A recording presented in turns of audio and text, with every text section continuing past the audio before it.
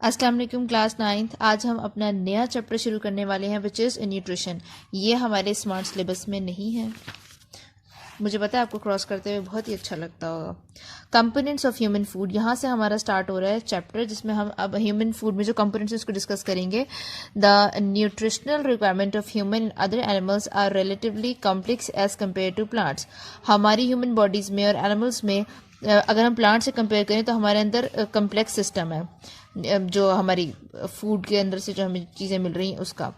Like other animals, the nutrients are used by human body includes carbohydrates, lipids, nucleic acid, protein, minerals, vitamins. Beside these nutrients, they also require water. जो आप सबको पता है हमने ये चीज़ करने में कार्बोहाइड्रेट मिलेगा, हमें लिपिड मिलेंगे, हमें प्रोटीन मिलेगा। इसके अलावा इंसान को और क्या चाहिए होता है? पानी। आपसे ये लॉन्ग में पूछा जा सकता है। इसको अच्छे तरीके से लिखने के लिए मैंने इसकी हेडिंग समराइज कर दी। इसकी सेपरेटली मैं आपको पिक भी भेज दूंगी, ठीक है। जिस तरीके से यहाँ सीक्वेंस में बननी है ना हेडिंग्स, उस सीक्वेंस में मैंने लिख लिया, ठीक है। अब आप बेशक इसमें से कि टोटल कैलोरीज को शुरू में ले जाएं, डाइटरी सोर्सेज या सोर्सेज को आखिर में ले जाएं, ठीक है, जैसे मर्जी कर लें। एग्जाम्पल एग्जाम्पल एग्जाम्पल एग्जाम्पल बस ठीक है, नहीं एग्जाम्पल को ये ठहरे रहते हैं। सोर्सेज वगैरह को आपने आगे पीछे करना है तो कर लें, अदरवाइज इस सीक्वेंस में ये बन रहे हैं। मैंने आपको इसकी पिक्चर भी भेज दी है। सबसे पहले हमारे पास यहाँ बनेगा introduction. Carbohydrates are the basic source of energy for all animals, ठीक है। About half to third of total calories of every animals consumed daily from carbohydrates। मतलब हमारी एनर्जी का 2 से 3 पार्ट कहाँ से आ रहा है? कार्बोहाइड्रेट से। यहाँ ये हमारा क्या था? Dietary source. डाइटरी सोर्स हमारा क्या है? कार्बोहाइड्रेट। ये सेकेंड लाइन से डाइटरी सोर्स है। थर्ड से हमारे पास बन रहा है जी example, glucose is the most often use carbohydrates for energy. ये ग्लूकोज क्या है? मोस्ट ऑफन यूज कार्बोहाइड्रेट है एनर्जी के लिए। इसके बाद हमारे पास बन रहा है एग्जाम्पल के बाद useful carbohydrates. Other useful carbohydrates are maltose, lactose, sucrose and starch. ये सब हमारे पास क्या है? यूजफुल कार्बोहाइड्रेट्स के सोर्सेज हैं। इसके बाद टोटल कैलोरीज की हेडिंग यहाँ से बनेगी। ये जो टोटल कैलोरीज की हेडिंग है, ठीक है। कहाँ गया? कार्बोहाइड्रेट्स कंटेन 4 किलो कैलोरीज पर ग्राम, ठीक है। ये चीज़ आपसे ऑब्जेक्टिव में भी पूछ जाती है कि हमारे कार्बोहाइड्रेट्स हमें कितने किलो कैलोरीज देता है पर ग्राम पे। यहाँ सोर्सेज बनेगा। अगर आप कार्बोहाइड्रेट्स लेना चाहते हैं तो आप कहाँ से ले सकते हैं? From bread, pasta, beans, potato, bran, rice and cereals. अच्छा, ये देखते हैं ये क्या है। Carbohydrates are the most common source of energy, protein, lipids and vitamin building. ये बेटा ये बात आप लोगों ने पढ़ लेनी है। कार्बोहाइड्रेट क्या है? कॉमन सोर्स ऑफ एनर्जी है। और प्रोटीन और लिपिड्स क्या है? Building components. अगर आपसे ऑब्जेक्टिव में पूछा जाए what are the building components तो आप बताएंगे प्रोटीन एंड लिपिड्स। और आपसे पूछा जाए कि कॉमन एनर्जी सोर्स कौन से तो आप बताएंगे कि वो कार्बोहाइड्रेट्स है। इसके बाद हमारे पास आ रहे हैं लिपिड्स। लिपिड्स की बेटा हेडिंग्स जिस तरीके से आनी है वो मैंने यहाँ समराइज करनी है। सबसे पहले इंट्रोडक्शन, टाइप्स, टाइप में सेचुरेटेड है, अनसेचुरेटेड है। ये जो एग्जांपल है ये आपकी मर्जी है कि सेचुरेटेड की एग्जांपल्स आप यहाँ आप अपने अकल का इस्तेमाल करते हुए अगर कर सकते हैं तो कर लें। सेचुरेटेड की एग्जांपल्स अलग कर लें, अनसेचुरेटेड की एग्जांपल अलग कर लें। अदरवाइज इन दोनों के टाइप्स लिखे हैं, बाद में एग्जाम्पल लिख दें। रोल, टोटल कैलोरीज और सोर्स।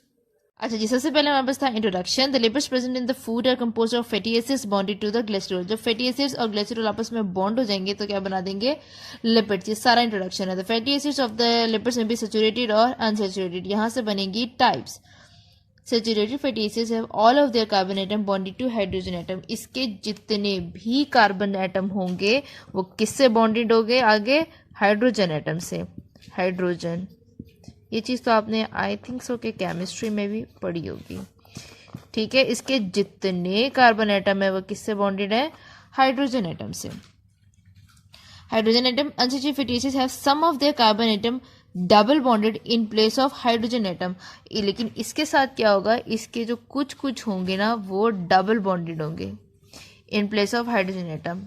1 2 3 4 मतलब इसकी हाइड्रोजन बॉन्डिंग नहीं है यहाँ पे, ये डबल बॉन्डेड है दूसरे कार्बन एटम्स के साथ। सेचुरेटेड और अनसेचुरेटेड में ये फर्क है। उसमें सारे कार्बन हाइड्रोजन से बॉन्डेड थे और इसमें कुछ कार्बन बगैर हाइड्रोजन के हैं। जहां से उन्होंने हाइड्रोजन से बॉन्डिंग बनाई थी वहां से उन्होंने अपनी जो बॉन्डिंग है वो डबल कर ली। Generally lipid containing saturated fatty acids are solid at room temperature. ये चीज़ बेशक आप इसमें ही कर दें कि जो वो हैं सैचुरेटेड वाले हैं वो सॉलिड है रूम टेम्परेचर में। The lipid containing unsaturated fatty acids are liquid at room temperature. ये लाइन आप अनसैचुरेटेड में लिख देंगे। इट्स मीन जब आप टाइप्स में सैचुरेटेड और अनसैचुरेटेड लिखेंगे तो आप भाई सॉलिड एट रूम टेम्परेचर और लिक्विड एट रूम टेम्परेचर भी यहीं पर मेंशन कर देंगे। इसको सेपरेट करने की जरूरत नहीं है। एग्जाम्पल में butter contain 70% saturated and 30% unsaturated. On the other hand, sunflower oil contains 75% unsaturated fatty acids. ठीक है, इसके बाद आपके पास है रोल। ठीक है, role. Lipids are used to form membrane, the sheath surrounding neurons and certain hormones. जो हमारे न्यूरॉन के इर्द गिर्द लिपिड की लेयर चढ़ी हुई होती है तो ये उसको प्रोटेक्शन, न्यूरॉन को प्रोटेक्शन प्रोवाइड कर रहा होता है लिपिड के लिए। Lipid also extremely useful energy source भी है ये। इसके बाद इसके टोटल कैलोरीज का है 1 gram of lipid contain 9 kilo calories. ये हमें कितना दे रहा था 4 किलो कैलोरीज, ये हमें कितना दे रहा है 9 किलो कैलोरीज। आपने इस बात को याद रखना है। इसके बाद आप लोगों ने सोर्स की हेडिंग बनानी है। सोर्स में क्या आएगा, मिल्क, बटर, चीज, egg, mutton, fish, mustard seeds, coconut and dry fruits. ये दोनों टॉपिक आपने बहुत अच्छे से याद करने हैं। आई डोंट थिंक सो कि ये सब चीज़ें एक्सप्लेन करने की ज़रूरत है। आप सबको समझ आ गया होगा। बहुत ही सीधी सी इंग्लिश में बहुत ही सीधी सी बातें लिखी हुई हैं। बस बात यह है कि आपने इसमें हेडिंग्स जो है ना वो खुद से ऐड कर लेनी है। Saturated fatty acids can increase a person cholesterol level. Increase cholesterol level may eventually result the clogging of arteries and ultimately heart diseases. एक इंसान जो है चिकनाइयाँ, कोलेस्ट्रॉल, ये सब कुछ खाई जा रहा है। ठीक है, अब ये एक मैंने आपकी आर्टरी बनाई है जिसके अंदर से ब्लड गुजरता है। ठीक है, अब यहाँ पे अगर कोलेस्ट्रॉल आके जमना शुरू हो जाएगा तो क्या आप लोगों का ब्लड यहाँ से मूव कर पाएगा? नहीं ना, क्लॉगिंग हो जाएगी, जम जाएगा, यहीं पे खून रुकना शुरू हो जाएगा।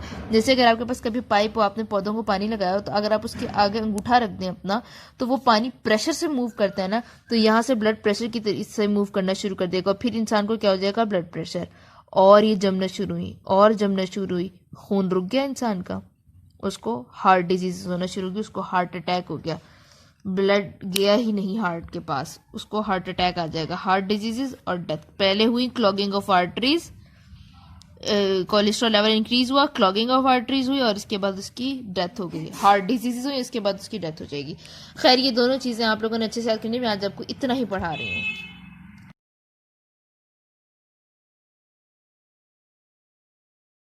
अस्सलाम वालेकुम क्लास 9th। हम लोगों ने पढ़ लिए थे कार्बोहाइड्रेट्स और लिपिड्स। आज हम पढ़ने लगे हैं जी प्रोटीन्स।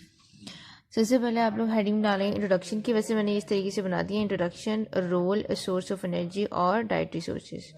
ठीक है, यहाँ पे आ जाएगा introduction. Proteins are composed of amino acids. ये चीज़ मैं आपको बहुत पहले बता चुकी हूँ कि जब बहुत सारे जो हैं वो अमाइनो एसिड्स इकट्ठे हो जाते हैं तो वो क्या बना देते हैं, protein.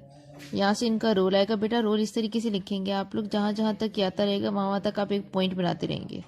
Protein are essential component of cytoplasm, आपको पता है। Membranes and organelles, number 2।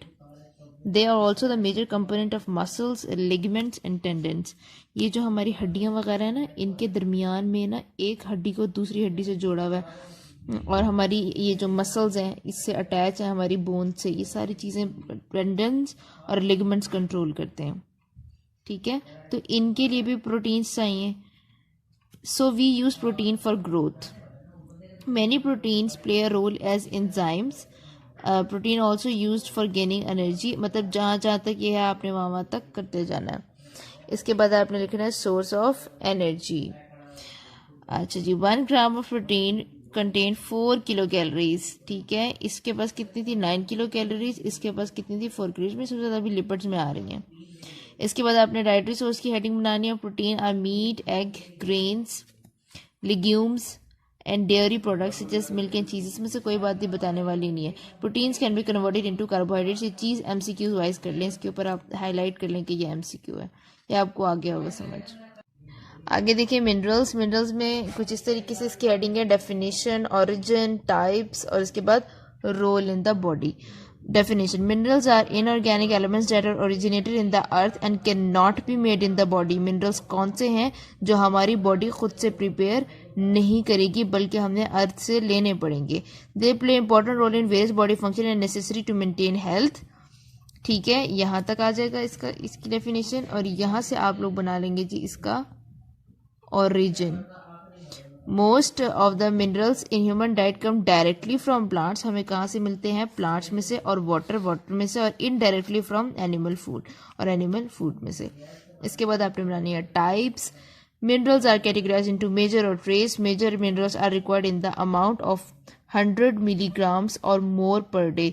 वो मिनरल्स जो हमें 100 ग्राम से ज़्यादा के चाहिए होते हैं वो मेजर होते हैं, और ट्रेस कौन से होते हैं? जो हमें लेस देन 100 mg चाहिए होते हैं। ये बहुत इंपॉर्टेंट डेफिनेशन है, अगर ये टॉपिक नहीं भी आता तो ये शॉर्ट में लाजमी आते हैं।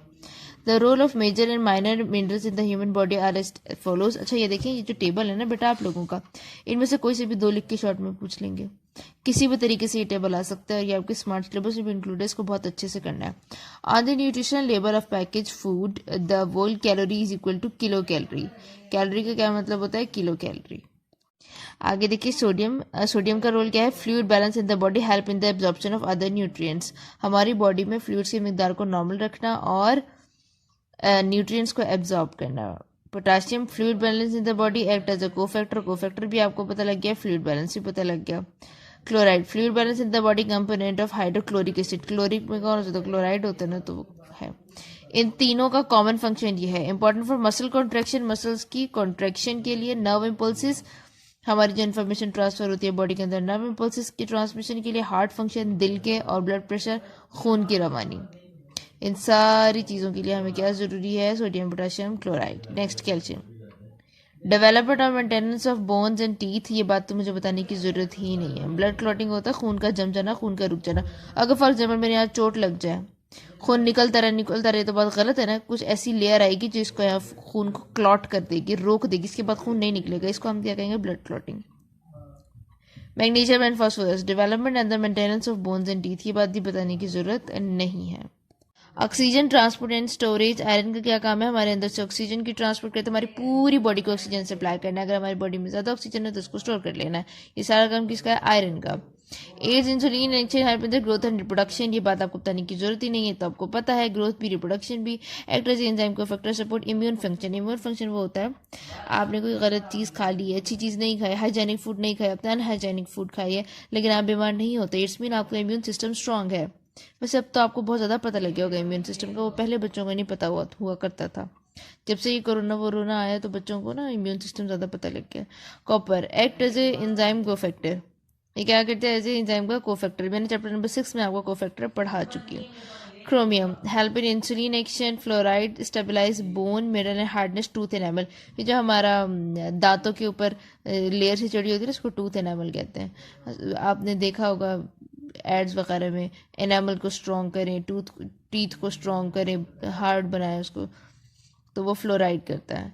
और वो भी बताते हैं कि इस वाले पेस्ट में फ्लोराइड है, क्लोराइड है, लौंग है, नीम है, और पता नहीं क्या क्या है। Iodine, essential for normal thyroid function. Thyroid function होता है हमारे गले के फंक्शन, ठीक है। वो आपने ग्वाइटर, अच्छा आप लोगों ने तो नहीं पढ़ी, वो गिलट की बीमारी आयोडीन की कमी की वजह से होती है, तभी आपने सुना होगा हमेशा आयोडीन मिला नमक खाएं, आयोडाइज सॉल्ट खाएं। थायराइड मीन्स गले के फंक्शंस वगैरह के लिए ज़रूरी है। तो आपने यहाँ तक बेटा सही से याद कर लेना है अच्छे से, फिर इंशाल्लाह आपको आगे पढ़ाऊँगी।